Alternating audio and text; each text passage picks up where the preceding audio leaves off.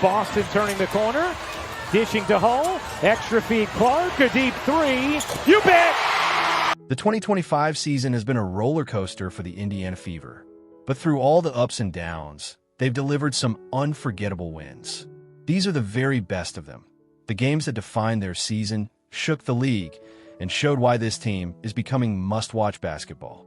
And trust me, you'll want to see what came in at number 1. That from a shooting slump Steph Curry went through. She said that made her feel a lot better. That pass will as well. Right on the money. We start off with the July 13th showdown in Dallas. A night where Indiana's offense caught fire and never looked back. Too many offensive rebounds in that quarter. Outburst! Rebound! All right, thanks a lot, Chris. We appreciate that, man. That triple opened the floodgates. Indiana erupted for 36 points in the second quarter and a franchise record 64 in the first half. The most by any team this season. Rebound. Cunningham swiftly up the floor. Finds Howard for 2. Mitchell led the surge with her fearless shooting. Every time Dallas tried to recover, she was there pulling up in rhythm.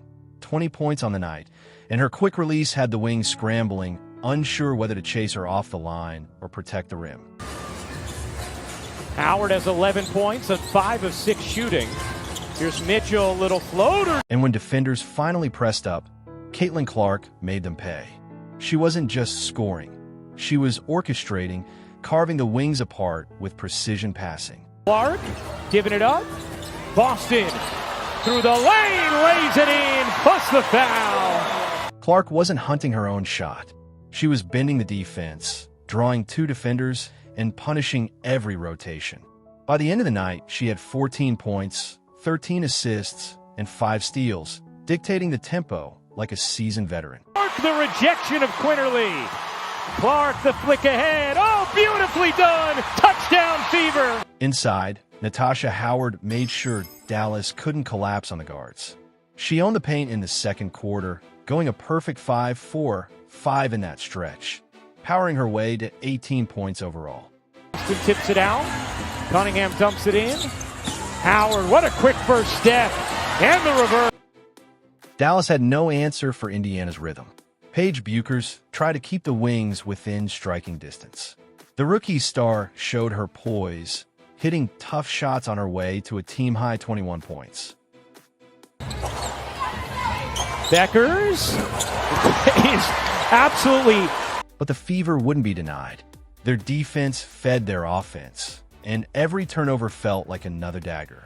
Indiana turned mistakes into fast breaks, and the wings couldn't keep up. Allen has it knocked away. Here's Clark flicking ahead. Mitchell the catch and the finish. By the closing minutes, it was a clinic. The ball zipped side to side, finding shooters in rhythm. Indiana piled up 30 assists on 40 made baskets, tying their franchise record for a regulation game. Zura, her 19th career double-double. Kelsey Mitchell with 20. Colson connects. When the buzzer sounded, the scoreboard read 102-83. Indiana didn't just win. They dominated, putting the rest of the league on notice with one of their most complete performances of the season. You guys were so hot with the 36 points and running up and down the court. Was it as much fun as it looked like to people watching it? Yes. Yeah, it was pretty fun. At number 5, we go back to opening night, May 17th in Indianapolis. The Fever tipped off their season in front of a sold-out Gainbridge Fieldhouse. More than 17,000 fans packed in to see their team against Chicago. The buzz wasn't just about Caitlin Clark versus Angel Reese. It was about whether Indiana could finally set the tone for a season from the very first night. More of that from her, catching around that 15-foot area. Clark Connects. The first time Boston secures the glass. Here's Mitchell, so speedy, dives in for 2. That shot let everyone know the Fever were ready. But this one wouldn't be about just one player. Indiana's defense slammed the door on Chicago early, and inside, Aaliyah Boston showed why she is the anchor of this team. Given some space, barges in and gets denied by Boston. Every time the Sky tried to attack the paint, Boston was there. And while Chicago struggled to finish, Kelsey Mitchell was heating up on the other end. Her quick release stretched the defense, and forced the Sky into early foul trouble. Here's Mitchell, will fire, and hit from three. By halftime, Indiana had built a double-digit lead. The Sky were already staggering, and the crowd sensed what was coming. Here's Clark, 4 seconds left. Clark fires. But the drama hit in the third quarter. Clark was whistled for a flagrant on Angel Reese. Tempers flared, technicals followed, and the arena erupted as the officials tried to calm the storm. Get it. Rebecca Allen, too strong on a three. And Clark pushes Angel Reese, and Angel Reese gets right up into Caitlin Clark. We know there are always increased eyeballs, energy, and attention between Reese and Clark and Angel Reese. Instead of rattling them, the Fever used the moment as fuel. Clark stayed composed, and her teammates poured on.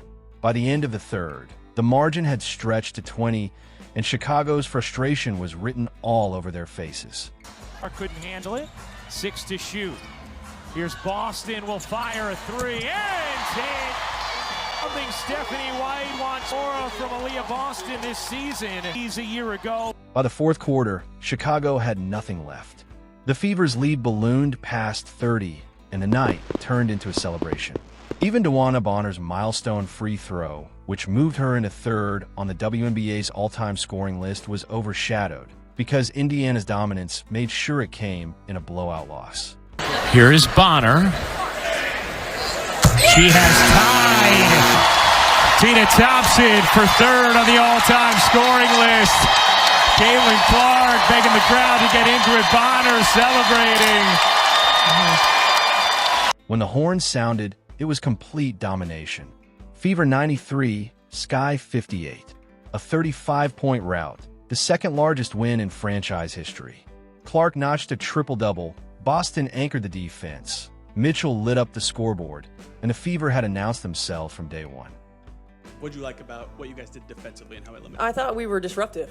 I thought we came with a level of physicality. Anytime you can keep a team in this league to under 20 points in quarters, that's important.